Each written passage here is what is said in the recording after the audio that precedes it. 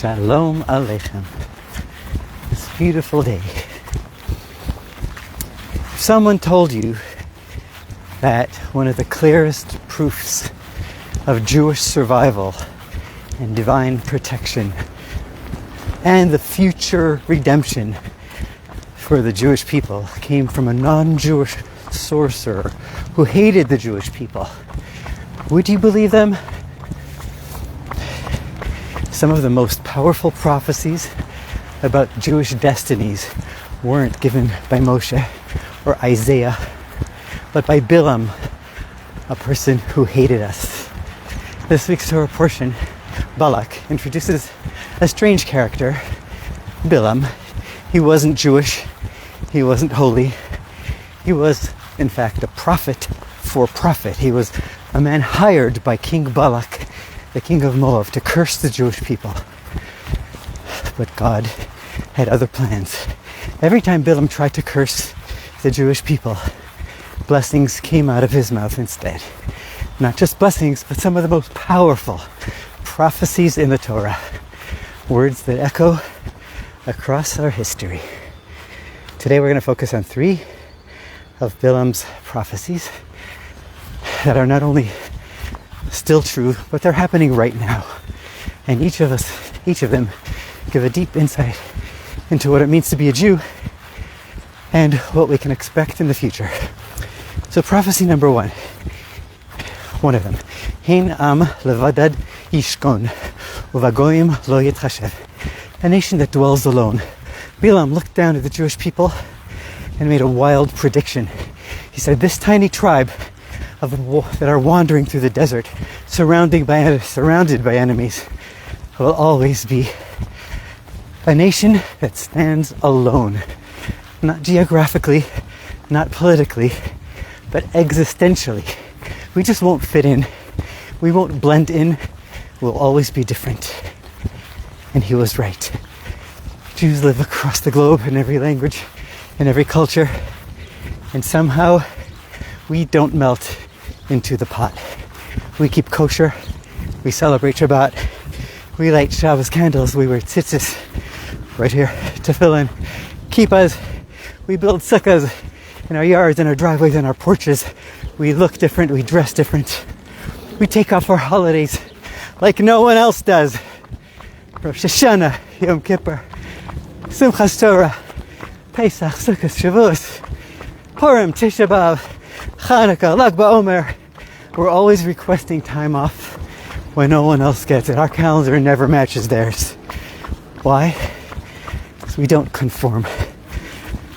And it's not easy not to conform. Social science says that one of the strongest forces in human behavior is the need to conform, to do what everyone else is doing, follow the crowd. We missed that part. We didn't get the memo.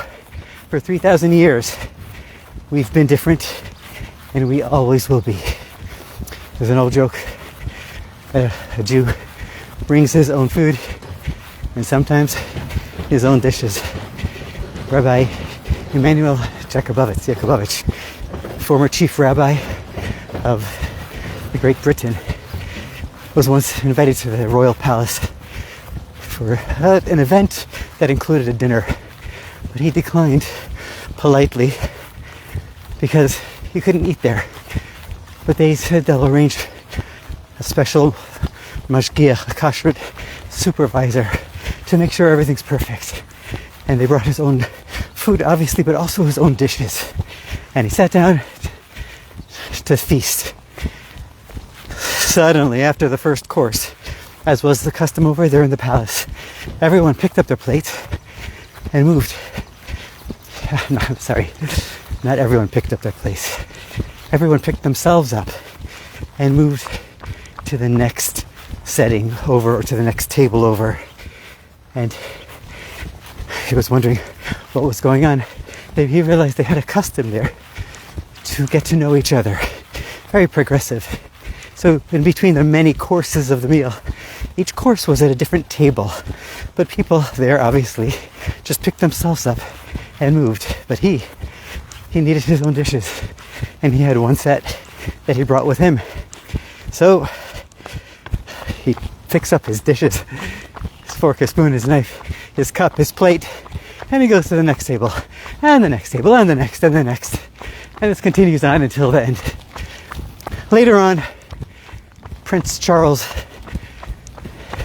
who was later joined by the Queen herself, says, the Jews and their dishes.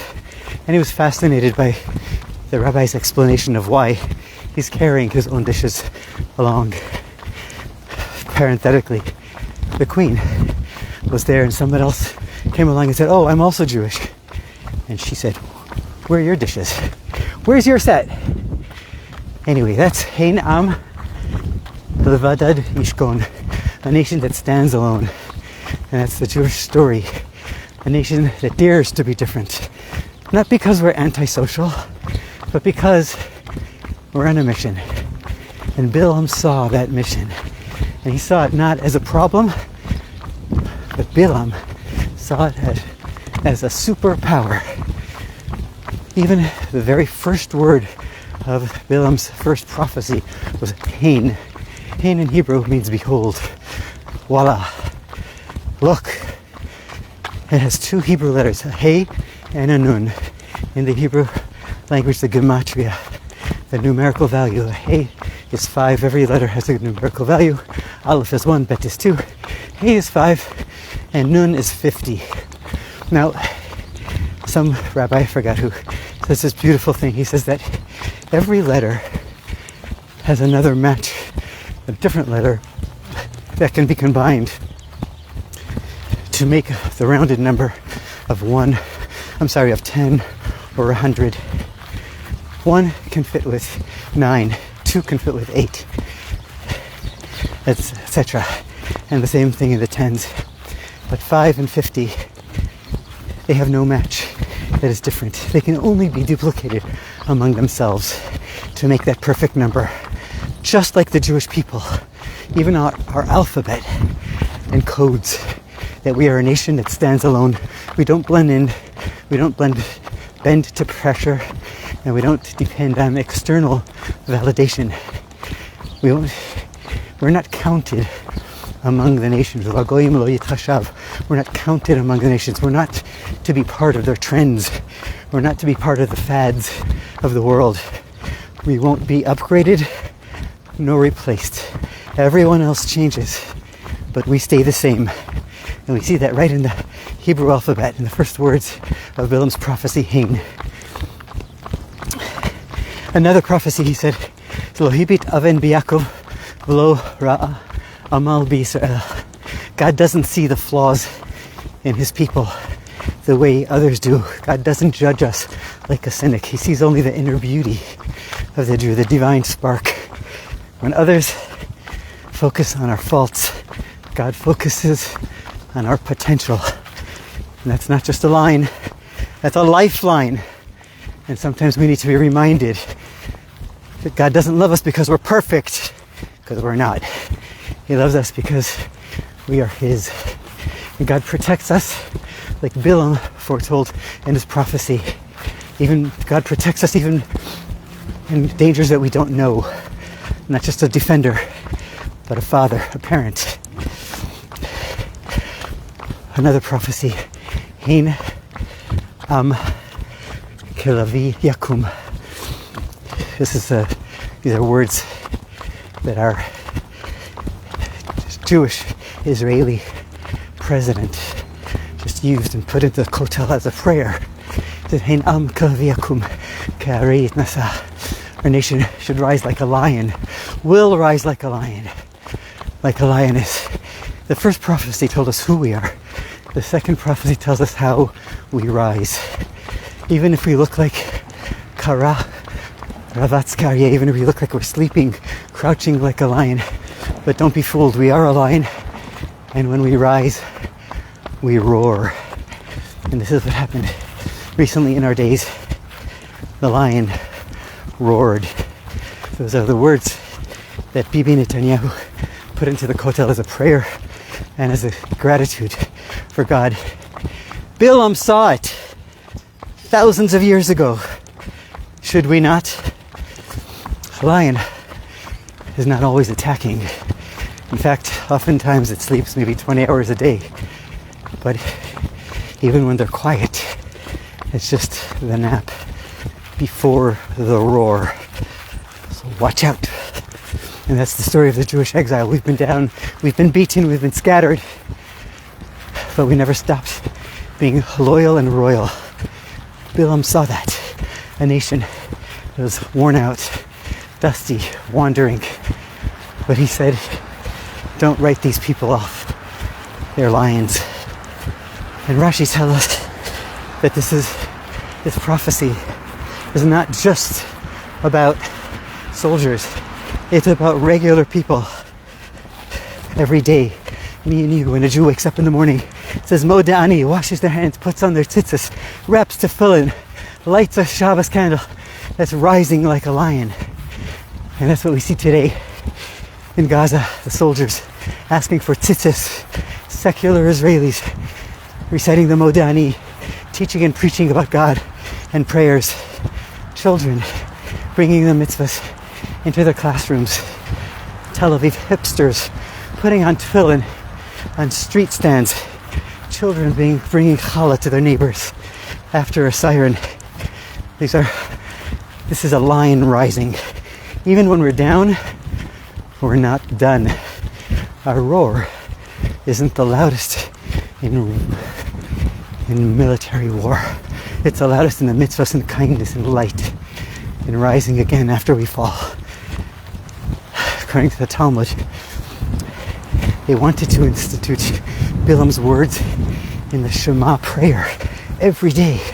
He crouches like a lion. Who dares wake him up? In the end, it didn't get into the Shema, but it could have been part of the Shema. It talks about how God protects us even when we don't know that we're in danger. And we don't have to fight always. Sometimes, often, most of the time, God fights for us times that we don't even know. That's why it says, Hallelujah Hashem Kol Goyim, that all the nations of the world praise God. Shabachu Kol Ha'umim. They praise us. Ki Gavar Aleinu Chazdo, because His kindness is so strong, overpowering. Why would they, the nations of the world, be praising God when His kindness is over the Jewish people? Some great rabbi said, because we don't even know the so many plots that God foiled, the so many plots against us that the nations planned, but God foiled. They know, the nations, Iran, Iraq, Syria, Hezbollah, Hamas, Houthis and the Tutsis, whoever it is, God forbid, it's against the Jewish people. They know how great God is, the God who protects the Jewish people. Now, if that's how we're living, here's what we're living for. Says Bilam, Darach Kochav Miyakov, a star will shoot forth from Jacob, the Jewish people. A star, the prophecy of Mashiach, the ultimate redemption, is most clearly prophesied by Bilam. He predicted that a ruler will rise from Israel and bring justice and peace and the restoration of God's kingdom on earth. He may not have meant it as a blessing, but God surely turned it into one. And everything Bilam said so far has come true. Our survival, our independence, our resilience. We have no doubt, no reason to doubt that this final prophecy of Mashiach will come true. Part of Bilam's prophecy has come true. The rest will too. Especially the part about Mashiach. And interestingly, the Rambam, Maimonides, says in his Code of Jewish Law that the obligation to believe in Mashiach actually comes directly from Bilam's words. It's not just a hope, it's a halacha, it's a law. Denying Mashiach is like denying the Torah, all of the Torah. So if a man like Bilam, who was Situm Ha'ayin, he was a man with one eye, and hatred in his heart, he could see the greatness and the holiness and the eternity of the Jewish people. And we can too. We're not just survivors, we're not just different, We're destined. We're God's destiny, God's people. Don't ever doubt that there's still home. Don't ever doubt that there's still hope. Always remember, Bilam saw it and God declared it. And it's our turn to live it. May we go all our days of sadness be transformed from sorrow to joy, from fear to faith, from darkness to light, from exile to home. God bless you. God bless us all, wherever we are.